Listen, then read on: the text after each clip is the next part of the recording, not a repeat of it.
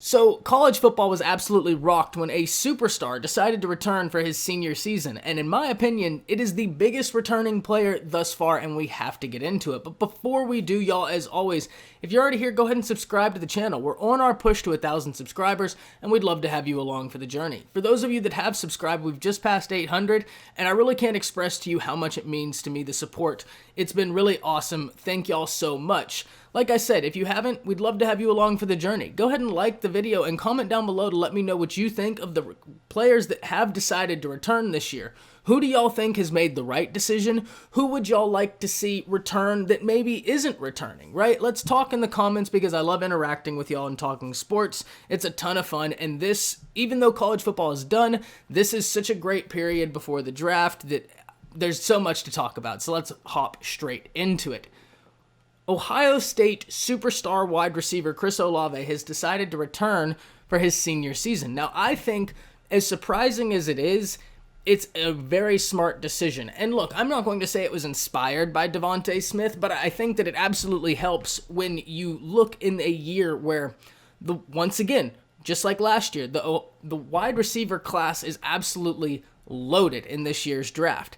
And so while Chris Olave is a first-round talent, much like Devontae Smith last year was a first-round talent, you're gambling that a team is going to prefer you over a guy that has also been mocked with first-round talent. Now, look, make no mistake, just like last year, while I firmly believe Devontae Smith would have gone in the first round had he gone out, you are gambling that a team is going to value you over a guy that theoretically would have gone later or in the second because there are so many talented wide receivers. Instead, you could roll the dice, come back, and put together another year of film to separate yourself. So Devontae Smith, for instance, last year, I think he would have been a first rounder. I'm 99.99% positive of it. I'm 100% positive of his talent being a first-round talent at wide receiver. But there were so many talented wide receivers last year that teams were knowingly passing on them in the first round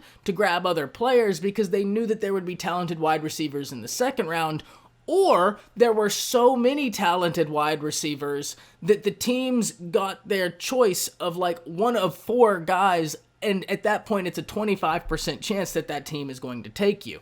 And so Chris Olave returns for next season with a similar mindset, I believe, I don't know, but I believe as Devontae Smith, where he looks at the situation and really sees it to where he can capitalize on being maybe the guy in the next year's wide receiver draft. He's going to be competing with Justin Ross coming back off of injury, but what a position to put yourself in, because Ohio State is going to be having a new quarterback. Ohio State is going to be looking to replace their number one running back in Sermon, which I don't think is going to be very hard to do. They're very loaded at the running back position. And Big Ten fans that aren't Ohio State fans, I have bad news for you. If you were thinking because Justin Fields is no longer there, that the offensive prowess, the offensive showmanship that Ohio State has been putting up is gone, I have bad news for you.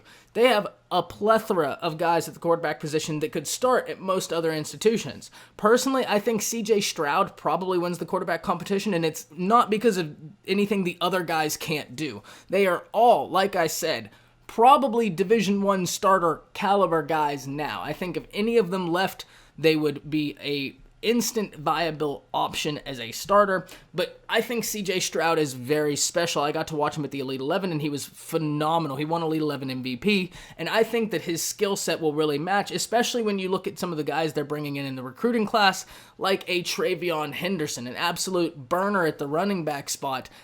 I think that CJ Stroud makes sense, but rest assured, Ohio State fans, if it's not CJ Stroud, that's just going to give credence to whoever wins the job. What I mean when I say that is because you are so talented in that position, whoever wins the job, you can have complete faith that they are the guy because they went through a gauntlet to get there.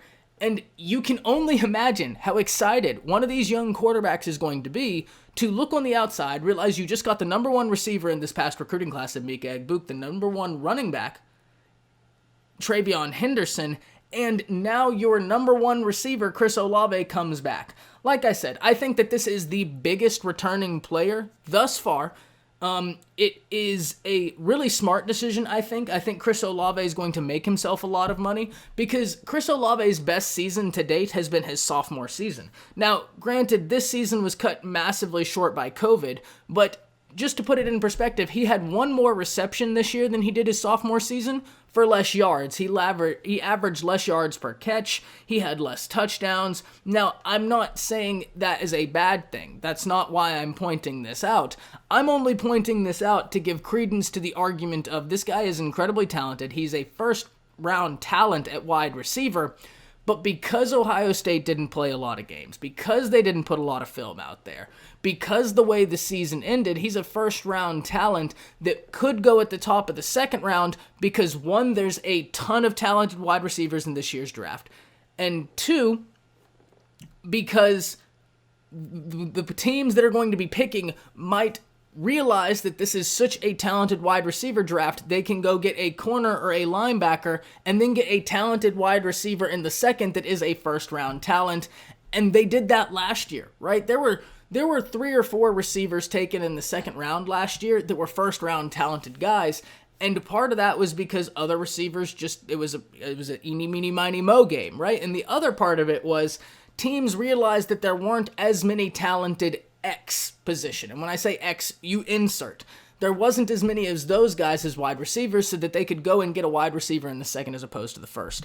This move to me pretty much ensures Chris Olave will be a first round talent whenever he goes out. He is a first round talent, let me clarify. This move ensures that he will be a first rounder, right? We've already discussed he's a first round talent. That's not the issue. This move ensures that he will be a first rounder because he looks to be the featured guy in that offense. Big Ten fans, they're not going anywhere. Ohio State is here to stay, and if you really don't want to be sad, don't check out their recruiting class coming in because Ryan Day, Kerry Combs, and them are putting up a clinic, second only to the University of Alabama. But hey, you want some compilation prize, Ohio State fans? I think both you and Alabama are going to break the greatest recruiting class of all time this year. So what a year to finish second as the second best recruiting class of all time. Any other year breaking the record. Absolutely incredible stuff. Ohio State isn't going anywhere. That's it. See ya.